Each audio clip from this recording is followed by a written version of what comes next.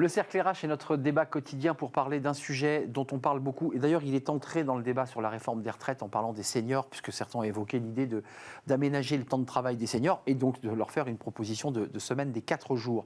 Mes invités sont avec moi. C'est un sujet qui est dans l'actualité. Alors, il frotte un peu côté syndicat. Il est plébiscité, on va le voir, par les salariés. J'accueille mes invités. Sophie Marinier, bonjour, ravie de vous accueillir, avocate spécialiste en droit du travail chez Partner LPA CGR. Est-ce que je l'ai bien dit? Tout à fait, LPA CGR avocat. Et ben voilà. Maxime Gourlet, bonjour. Bonjour. Vous êtes le DRH d'Acorus, 1600 salariés, l'entreprise qui a grossi de la rénovation. De l'éco-rénovation, tout à fait. De l'éco-rénovation, qui est un sujet là aussi très politique dont l'Assemblée s'était emparée pour rénover eh bien, le bâti. Vous étiez 100 en 2010 ? Oui. 1600, 12 ans plus tard. C'est ça. C'est colossal. Et vous êtes passé à la semaine des 4 jours. Et ce qui est intéressant, c'est que vous n'êtes pas une entreprise de la tech. Oui. Parce que beaucoup d'entreprises de la tech se sont enclenchées. Mais c'est sûrement plus difficile de l'enclencher avec des équipes sur le terrain. Merci d'être avec nous. Et puis Céline Marty est avec nous en distance. Et on est très heureux de l'accueillir. Vous êtes chercheuse en philosophie. Et vous êtes autrice de Travailler moins pour vivre mieux, édition Duno. Et on vous écoutera évidemment sur le rapport philosophique de notre rapport au travail. Tiens, je commence par vous. Puisque la philo, on va commencer peut-être à aborder le débat avant de faire du droit. Est-ce que cette question de la semaine des 4 jours, c'est tout le débat que l'on a depuis maintenant plusieurs mois, pour ne pas dire une année, sur notre rapport au travail? Le rapport au travail du citoyen, de l'être humain, a totalement évolué. Ce qui est intéressant, c'est de le replacer dans une dynamique plus longue, puisqu'en fait, les débats sur la réduction du temps de travail étaient très forts dans les années 80. Et en fait, c'était complètement arrêté avec les 35 heures, qui avaient beaucoup cristallisé l'opinion. Il y a eu beaucoup de tensions. Et depuis la réforme des 35 heures, on ne parlait plus de réduction du temps de travail. Alors même qu'il y avait eu des pratiques assez innovantes auparavant. Il y avait déjà des semaines de 32 heures avant de 32 heures avant les 39 et les 35 heures. Donc finalement, c'est plutôt un retour à ces débats qui étaient très forts dans les années 80. Ça montre bien que l'organisation du temps de travail, elle n'est pas figée, qu'elle est l'œuvre de débats collectifs qu'on peut faire différemment. Et ça, finalement, c'est une sorte de regain des débats démocratiques aussi autour du travail. Juste, je me tourne vers vous, Maxime Gourlet, parce qu'on aura évidemment besoin de comprendre le droit, ce que dit le Code du travail, évidemment, mais qu'on soit bien clair, vous êtes passé à la semaine des 4 jours, c'est un travail, une réflexion qui a dû être longue, sur 35 heures ou sur 32 heures? Parce que vous voyez, Céline, elle ouvre déjà tout de suite le débat porté par des politiques. Certains évoquaient la semaine des 32 heures. Laroutourou, notamment, portait ce débat assez fortement. Pierre Laroutourou. Vous êtes sur 35 heures. On est passé sur 35 heures. On était à 39 heures sur 5 jours. Donc 35 heures avec 4 heures supplémentaires payées. Et on est passé, là, pour le coup, sur 35 heures. Donc 35 heures sur 4 jours. Oui, tout à fait. Juste d'un mot sur l'aspect, je dirais, presque philosophique. Vous avez forcément dû réunir le board de l'entreprise. À quel moment vous dites on bascule? À quel moment vous dites on le fait? On passe aux 4 jours? Alors, on est passé en 4 jours sur une de nos agences. Oui, à Nantes. À Nantes, tout à fait, en test. Donc, c'est 65 collaborateurs. Oui, mais il y a un moment donné, vous dites on va passer en test. Oui, parce qu'on en discutait depuis un certain temps. On s'est dit qu'on était mûrs pour y aller et que c'était une occasion unique de pouvoir améliorer les conditions de travail de nos techniciens, parce que vous l'avez dit, donc à Corus, c'est 1600 personnes, mais c'est surtout 1000 techniciens. Ouais, c'est du boulot. C'est physique. Hein, c'est des gens qui sont sur le terrain, dans les embouteillages, en déplacement, en intervention.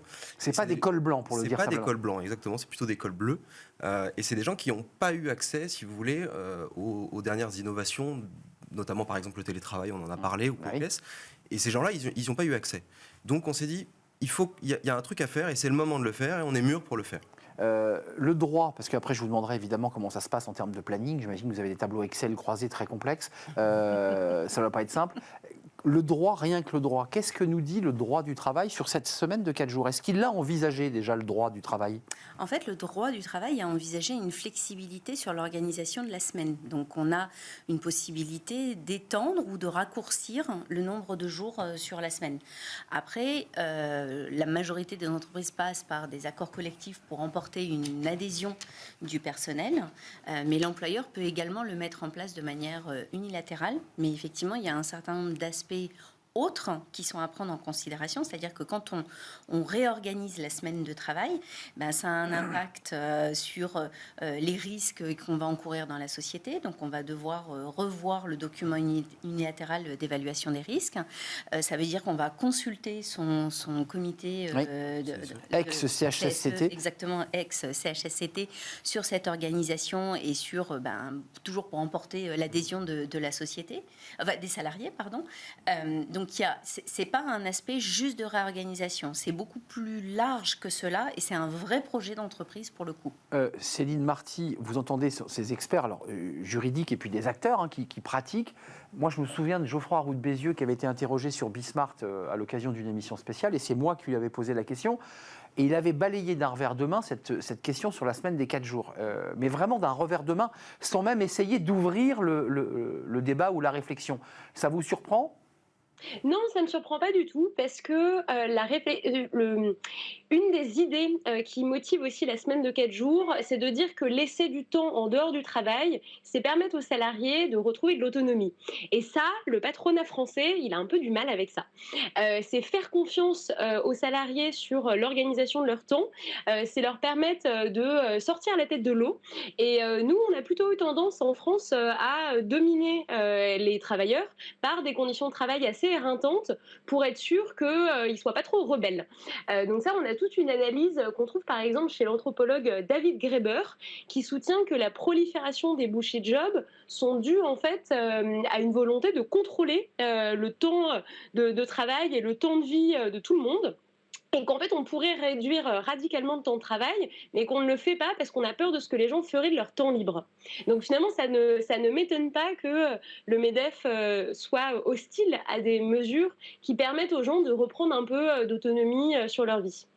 C'est très intéressant ce que nous dit Céline, c'est encore une fois la vision philosophique. Si on laisse trop de temps, qui était un débat d'ailleurs sur le rapport au monde ouvrier, si on les laisse trop libres, on se souvient de ces textes du début du XXe siècle, fin XIXe, ils vont aller au café pour dépenser leur argent. Enfin, ça relève de la même mécanique. Vous faites le choix inverse, et on va voir d'ailleurs une animation graphique qui montre que c'est plébiscité.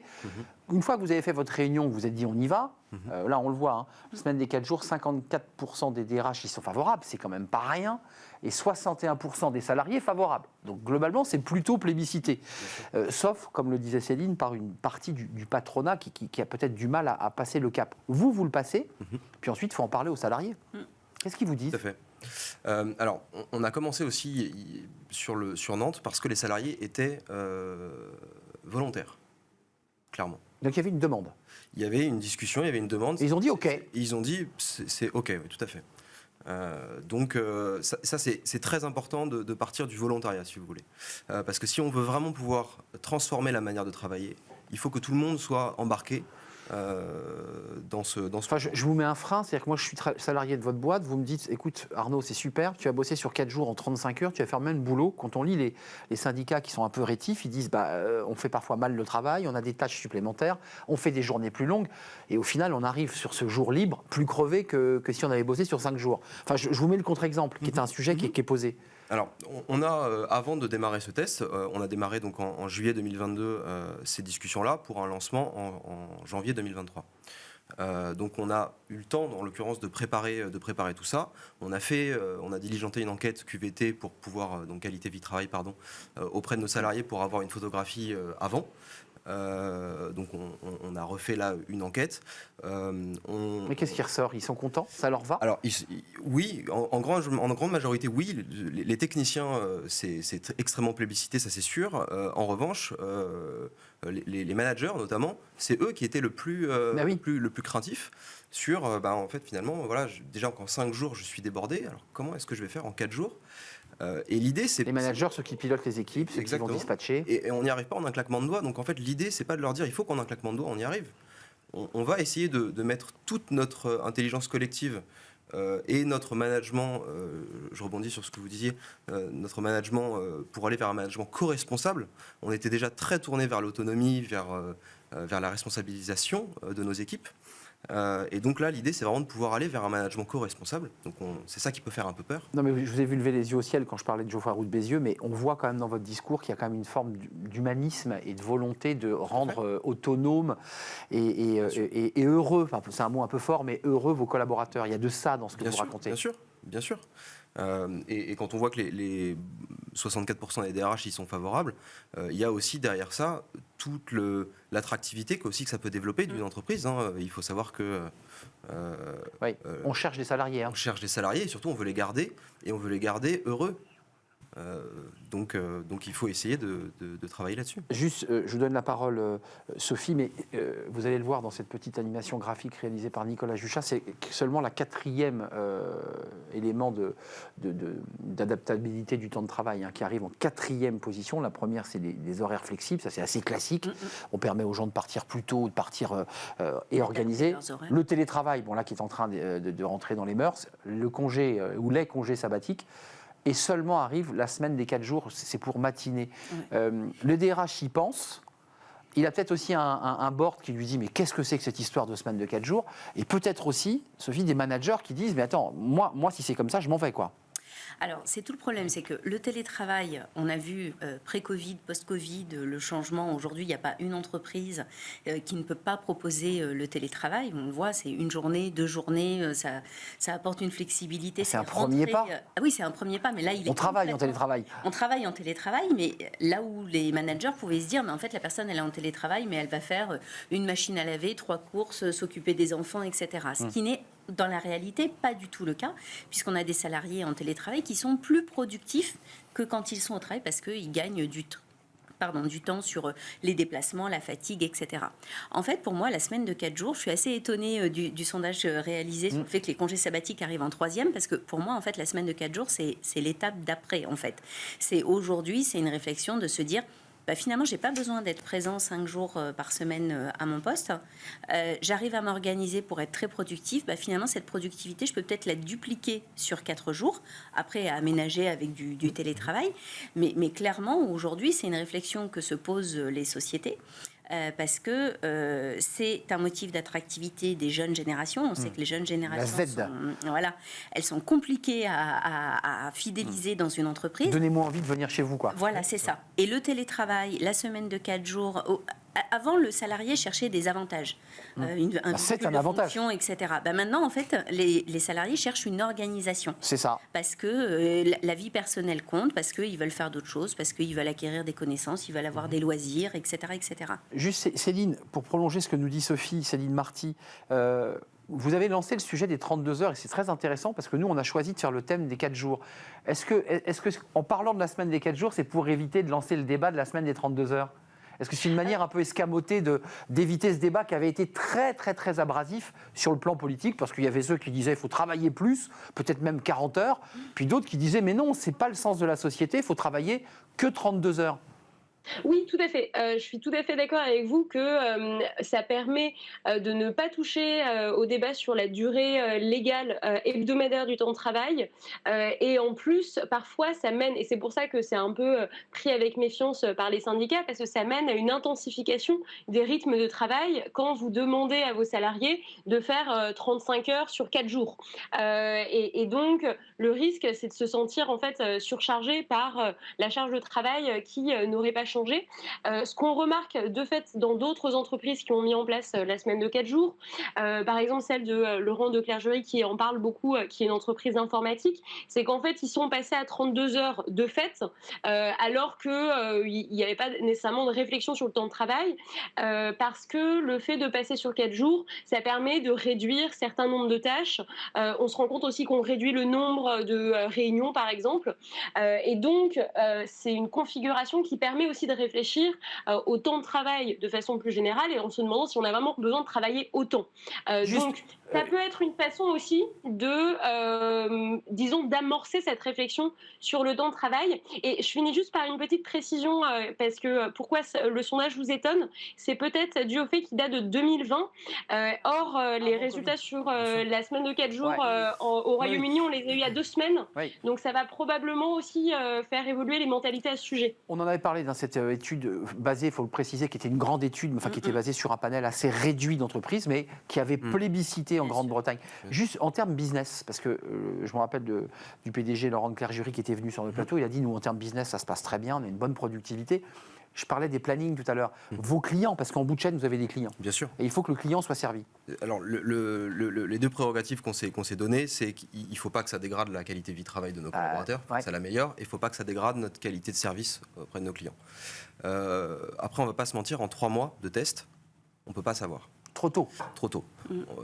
On va développer, il est prévu qu'on continue le test, en l'occurrence à Nantes, et qu'on développe, qu'on étudie sur ces 3 prochains mois-là, parce qu'on va arriver en bout de test fin mars. Parce que les collègues parlent entre eux. Hein. Exactement. Ceux de Nantes passent des coups de fil aux autres en disant c'est pas mal. L'idée, c'est de développer ça à compter du mois de juillet sur l'ensemble du groupe Acorus.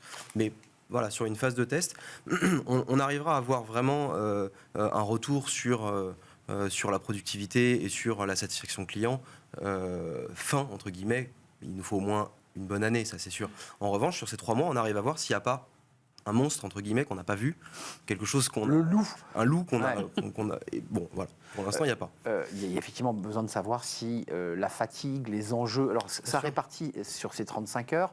Elles sont lissées comment? Vous êtes passé de 39 à 35 sur 4 jours, ce qui fait des journées quoi, de 8h à 17h ou 18h. Et le reste, c'est en heure sup. Concrètement, il travaille 45 minutes de plus par jour. 45 minutes de plus par jour, hors temps de déplacement. Alors, non, avec le déplacement. Avec le déplacement. Bien sûr, oui. Juste quand même un mot qui est intéressant. Les syndicats disent attention, le vrai danger, alors évidemment vous avez tout de suite posé les bases, c'est qu'on réduit le temps de travail sur 4 jours, mais en même temps l'entreprise peut en profiter pour réduire les salaires. Dans un sujet de tension sur le pouvoir d'achat, est-ce qu'il n'y a pas ce risque-là aussi? Il y a ce risque-là, mais l'employeur, il a d'autres outils pour effectivement réduire la rémunération en parallèle d'une réduction du temps de travail, les accords de performance collective, des modifications du contrat pour motif économique. Oui. Donc aujourd'hui, s'il veut, il l'utilise. La semaine de 4 jours, c'est clairement pas son objectif. C'est de réduire, enfin, de regrouper le temps de travail. Non, je pensais à Bosch, vous vous rappelez l'affaire Bosch, qui n'était pas un outil de bien-être des salariés, qui était juste un outil de flexibilité en fonction des marchés. On est un peu au milieu. Céline, je sais que on ne va pas résoudre le problème tout de suite, mais on est quand même un peu sur une ligne de crête. Vous êtes philosophe. On sent qu'il y a une volonté de flexibiliser le travail en fonction des commandes. Puis il y a votre discours qui dit non, mais la réalité, c'est aussi que le salarié puisse s'épanouir comme être humain. On n'a pas réglé ce débat. Oui, et d'ailleurs, ce débat, il se posait aussi dans ces termes dans les années 70, puisque la semaine de 4 jours et, par exemple, le fait de passer à 32 heures, s'était mis en place dans certaines usines pour compenser la réduction de la demande. Donc, on voit que le temps de travail a toujours été utilisé comme une variable économique aussi en fonction de la situation économique. Là, on est moins dans cette situation-là, notamment pour toutes les entreprises avec plus de cadres, et donc c'est d'autres contraintes de production. Et je pense qu'en effet, il faut être vigilant à ce que ce ne soit pas uniquement un outil de flexibilisation. Peut-être une réflexion sur l'annualisation du temps de travail, comme c'était présent aussi dans les années 80 et comme ça a été mis en place dans la fonction publique, notamment. Ça permet d'éviter l'éventuel revirement, disons, en fonction uniquement de la conjoncture et de se dire que c'est réellement un projet de l'organisation de permettre une autre organisation du temps que ce qu'on connaît aujourd'hui. Au bout de la fin, Maxime, vous vouliez intervenir. L'annualisation, c'est un vrai sujet, avec des jours de RTT qui sont donnés en bout de course. Tout à fait. Conclusion. Je voulais juste revenir sur le... on parle bien là de la semaine de 4 jours et on ne parle pas de la semaine de 32 heures ou 35 heures justement. Oui. C'est ça la grande différence. Mais non, mais c'est-à-dire qu'on est déjà passé de 39 heures à 35 heures par le passé. Donc là, l'idée, c'est plutôt d'essayer de se dire, de ne pas réfléchir en temps de présence dans l'entreprise, mais plutôt en mission. En mission, voilà. C'est ça. Et c'est ça qui est transformant d'une certaine manière. Parce que finalement, si on n'achète que de la présence, on a des salariés qui font de la présence en fait. Donc l'idée, c'est de transformer avec une problématique pour vous complète, parce qu'il faut que le client, enfin le salarié qui rénove, donne pas le bébé le lendemain et le vendredi à un collègue qui n'a pas suivi le chantier. Donc ça reste une galère quand même pour les enjeux techniques pour vous. Et j'imagine que c'est une des réflexions. Merci. Merci à vous de nous avoir éclairé, Sophie Marigny, avocate spécialiste en droit du travail chez LPA CGR Partner. Je l'ai mis dans le bon sens cette fois-ci. Maxime Gourlet, merci. DRH à Chorus, bureau de Nantes, 65 collaborateurs engagés dans la semaine des 4 jours. Et venez nous parler de la suite de cette aventure à la rentrée de septembre, puisqu'il y a peut-être l'enclenchement des 1600 collaborateurs, rénovation énergétique, thermique des bâtiments. Merci à Céline Marty. Vous revenez quand vous voulez en vrai sur le plateau, chercheuse en philosophie, autrice de Travailler moins pour vivre mieux. On va découvrir la couverture de votre livre que l'on a et qui est sorti chez Duno. Merci à vous trois et on termine avec Julien Morisson dans Fenêtre sur l'emploi. Alors c'est un sujet qui paraît ludique mais qui est un outil de communication. Les podcasts très utilisés en entreprise et on en parle avec Julien.